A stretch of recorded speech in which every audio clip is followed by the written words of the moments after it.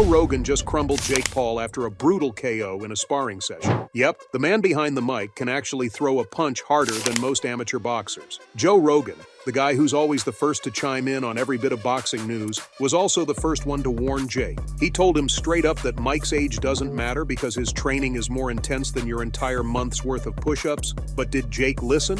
Of course not. And now Jake went and did something totally unbelievable. So this KO by Joe is completely justified. But you might be wondering, isn't Joe Rogan always on his podcast, just making predictions and giving analysis? Where's this KO power coming from? Well, let me spill the beans on Joe Rogan and his secret fighting background. We're not just talking about a guy who loves to yap about fights. We're talking about someone who's been deep into the world of martial arts for decades. Joe started his combat sports journey with Taekwondo, earning a black belt and winning the US Open Championship as a teenager. This isn't your run-of-the-mill commentator. This is a guy who knows how to kick ass and take names, and he didn't stop there. Joe moved on to Brazilian Jiu-Jitsu, snagging black belts under two legends, Eddie Bravo and Jean-Jacques Machado.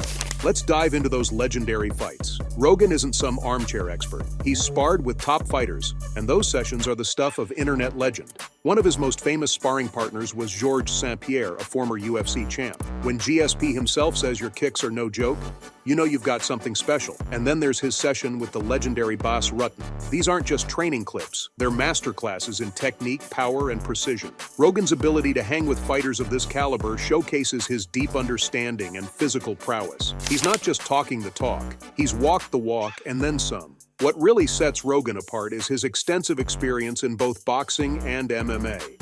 He's trained with the best, soaking up techniques and strategies like a sponge.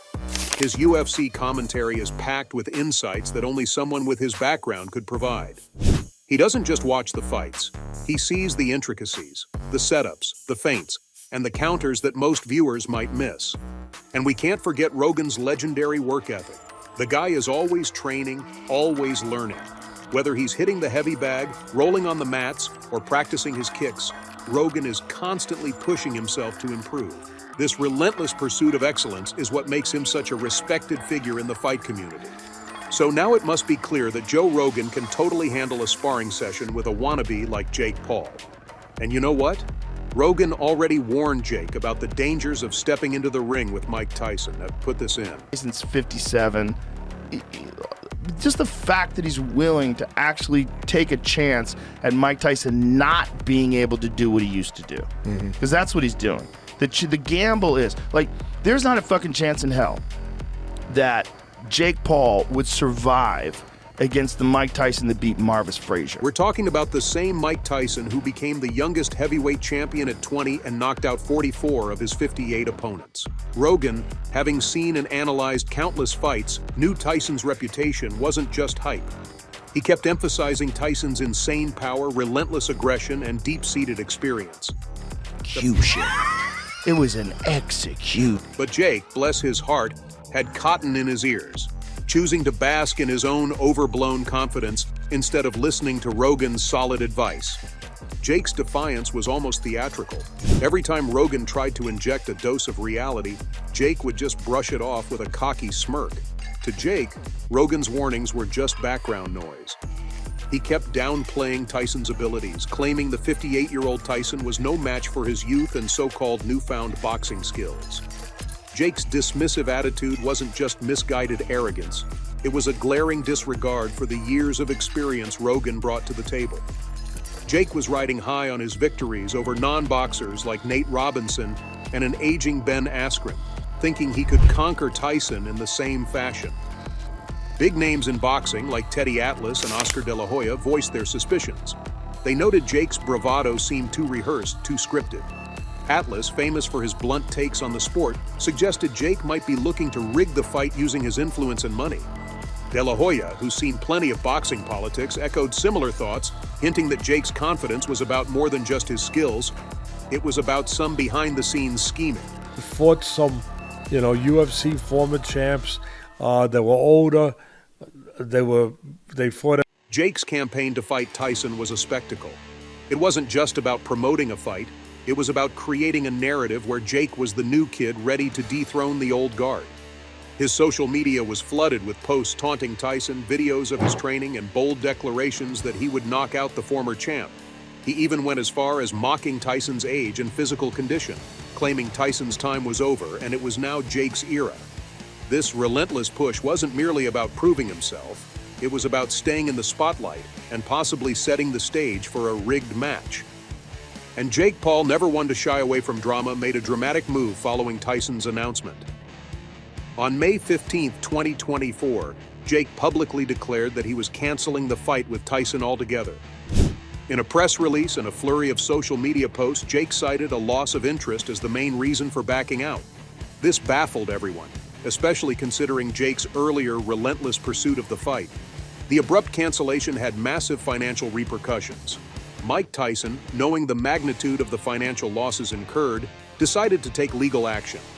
On June 1, 2024, Tyson slapped Jake Paul with a whopping $350 million lawsuit.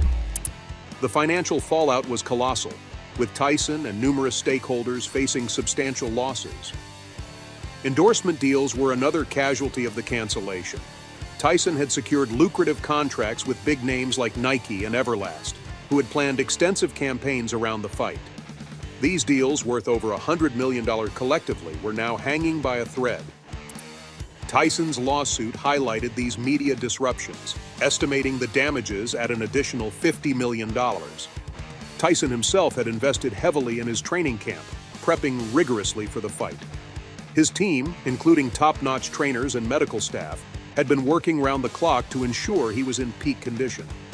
The cost of this preparation was included in the lawsuit, adding up to several million dollars. Tyson's camp argued that this investment was rendered useless due to Jake's abrupt decision, adding to the financial burden. Jake Paul's sudden exit not only had financial repercussions but also sparked speculation and controversy within the boxing community. Critics questioned Jake's commitment and professionalism, with some suggesting he had never intended to go through with the fight. Prominent boxing analysts like Teddy Atlas and Max Kellerman weighed in, expressing their disappointment and criticizing Jake's handling of the whole affair. They pointed out that Jake's decision not only affected Tyson, but also tarnished his own reputation in the boxing world. Amidst the legal and financial chaos, Jake Paul tried to shift the focus by announcing a new fight with Mike Perry. Yeah, the news is true, folks. I, Jake Paul, will be fighting Mike Perry, Tampa, Florida, July 20th. Put this in 0000008. On June 10, 2024, Jake declared he would fight Perry on July 20, 2024, at the Amalie Arena in Tampa, Florida. This sudden pivot to a new opponent was seen by many as an attempt to divert attention from the Tyson debacle. Perry, a former UFC fighter with a fierce reputation in bare-knuckle boxing, was a formidable opponent, but not in the same legendary league as Tyson. Perry's strengths in the ring are multifaceted. His fighting style is characterized by relentless forward pressure, powerful strikes, and an almost reckless abandon that keeps opponents on the back foot. In his bare-knuckle boxing career, Perry has demonstrated an uncanny ability to absorb punishment and keep pushing forward, a trait that has earned him victories against some of the toughest fighters in the sport. His fight against Julian Lane was a testament to his durability and persistence, as he withstood Lane's attacks and emerged victorious. Perry's unbeaten record in bare-knuckle boxing, standing at 5-0, underscores his dominance in this brutal sport. Each fight showcased his adaptability and raw power. In his bout against Luke Rockhold, Perry's relentless assault forced Rockhold to retire, further solidifying Perry's reputation as a formidable bare-knuckle boxer. This undefeated streak adds a layer of intrigue to his match against Jake Paul, as it poses the question of whether Jake can handle the relentless pressure and power that Perry brings. The decision to fight Perry was strategic. Jake needed to prove he was still serious about his boxing career despite the fallout with Tyson. Perry's credentials were solid. Known for his toughness and knockout power, he had an undefeated record in bare-knuckle boxing. This matchup gave Jake a chance to regain some credibility, though the shadow of the Tyson lawsuit loomed large. As the legal proceedings continued, the boxing world watched with bated breath. Tyson's lawsuit wasn't just about recouping financial losses. It was about setting a precedent. The case underscored the importance of contractual commitments and the potential consequences of breaching them. For Jake Paul, the legal battle with Tyson represented a significant hurdle in his boxing career. one that could have lasting implications on his reputation and future in the sport. Or maybe Jake's fighting Mike Perry, thinking he can win the fight and use the prize money to pay off that massive fine. But spoiler alert, he's probably going to lose that one too. So stay tuned for more drama, because this saga is far from over.